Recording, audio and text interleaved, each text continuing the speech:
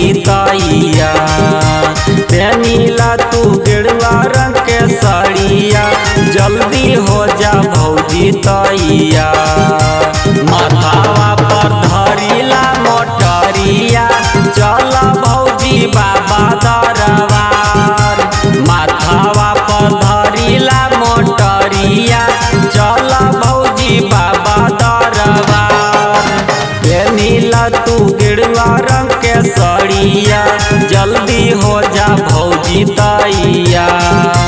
पेनीला तू गेरुआ रंग के साड़िया, जल्दी हो जा भौजी तैया। माथावा पर धरिला मोटरिया, चल भौजी बाबा दरबार। माथावा पर धरिला मोटरिया, चल भौजी बाबा दरबार।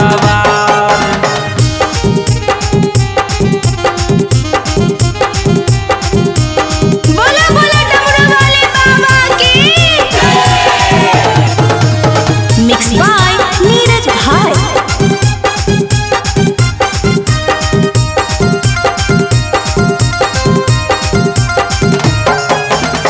भोरही में 4 बजे जलावा उठई बहे, पंडा बाबा से ती संकल्प करई बहे। भोरही में 4 बजे जलावा उठई बहे, पंडा बाबा से ती संकल्प करई बहे। ले कांधा पर कबरिया, चल देबै दुनू देवघर। ले कांधा पर कबरिया, चल देबै दुनू देवघर। माथावा पर धरिला मोटरिया, चल भौजी बाबा दरबार। माथावा पर धरिला मोटरिया, चल भौजी बाबा दरबार।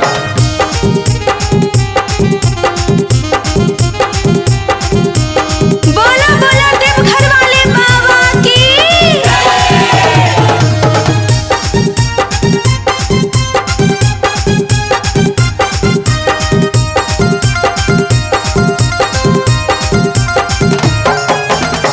पहले सोमारी के जलवा उठई बहे, भोला बाबा से तियाराजी लगाई बहे।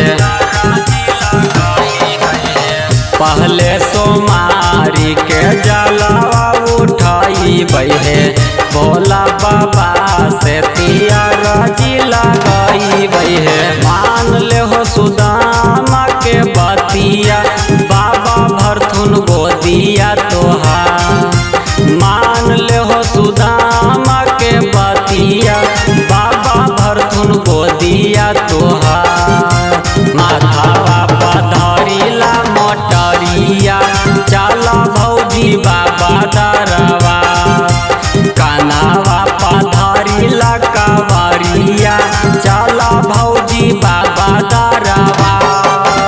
Kanchan recording studio Shri Rampur.